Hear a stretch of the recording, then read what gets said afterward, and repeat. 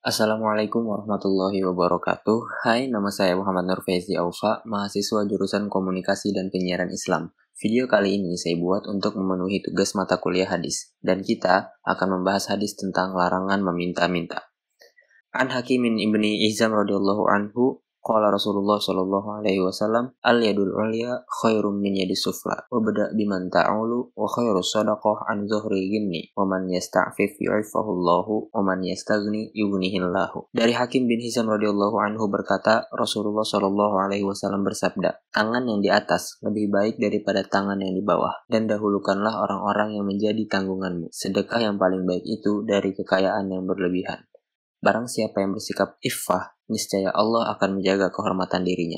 Dan barang siapa yang merasa cukup, niscaya Allah akan mencukupkannya. Hadis riwayat Al-Bukhari. Sebelum kita masuk, kita perlu sedikit mengetahui tentang sanad dari hadis tersebut.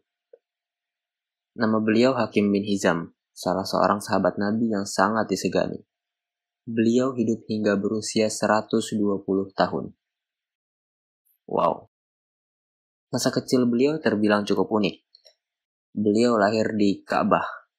Beliau lahir di dalam Ka'bah. Dan ternyata beliau adalah teman sepermainan Nabi di masa kecil.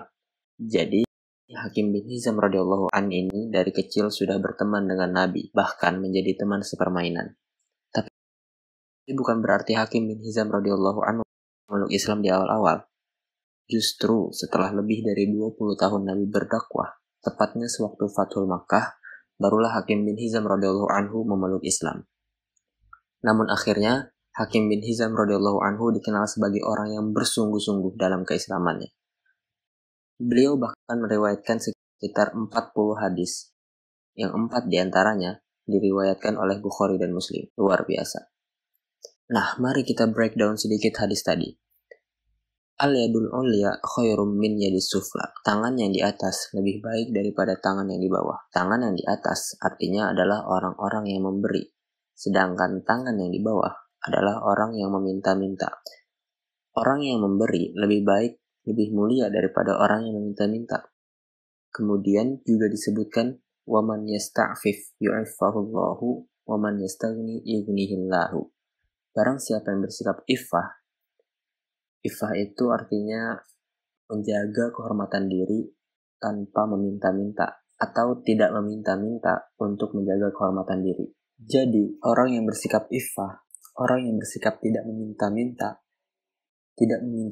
untuk kehormatan dirinya, itu dijamin Allah kehormatan dirinya. Allah akan menjaga kehormatan dirinya.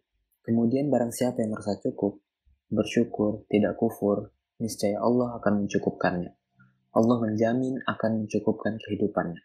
Ketika dia bersyukur, tidak kufur nikmat. Hadis riwayat Al-Bukhari. Lalu dalam Islam apakah meminta-minta dibolehkan?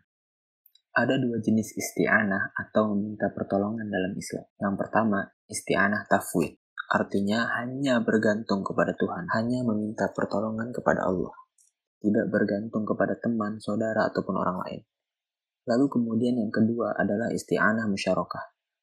Lebih tepatnya kerjasama dengan orang lain untuk suatu urusan. Islam sangat tidak menyukai orang yang meminta-minta, bahkan mencela orang yang meminta-minta. Kenapa? Karena dengan meminta-minta sama saja dengan merendahkan dirinya. Bahkan sama dengan merendahkan agamanya. Maka dari itu, Islam tidak menyukai orang yang meminta-minta. Bahkan dalam hadis lain disebutkan, dari Abu Hurairah radhiyallahu anhu berkata, Rasulullah shallallahu alaihi wasallam bersabda, seseorang yang pergi untuk mencari kayu lalu meletakkannya di punggungnya, itu lebih baik daripada orang yang meminta-minta, baik diberi ataupun tidak. Nah, dalam hadis ini ditekankan bahwa orang yang berusaha, orang yang bekerja, itu lebih baik daripada orang yang meminta-minta. Lalu pertanyaannya, mengapa masih banyak orang yang meminta-minta? Jawabannya jelas, karena meminta-minta menghasilkan secara instan, tidak membutuhkan skill. Tapi meminta-minta juga tidak memperbaiki hidup. Salah satu faktor adalah kemiskinan. Menurut data Badan Pusat Statistik, angka kemiskinan di Indonesia mencapai 9,22%, yang artinya ada 24,79 juta orang yang berada di bawah garis kemiskinan. Apakah itu menjadi alasan yang benar untuk meminta-minta? Tentu tidak. Karena lagi, menurut data, ada sekitar 77.000 orang yang menjadi gelandangan ataupun pengemis. Angka itu jauh di bawah angka kemiskinan. Artinya, masih banyak orang miskin yang memilih pekerjaan lain dibanding meminta-minta. Maka dari itu, kemiskinan bukanlah alasan yang benar untuk meminta-minta. Intinya, meminta-minta sama dengan merendahkan diri sendiri, sama dengan merendahkan agama sendiri, bahkan menyusahkan negara sendiri. Maka dari itu, Islam tidak menyukai orang yang meminta-minta. Islam mencela orang yang meminta-minta. Lalu pertanyaannya, bagaimana cara mengatasinya?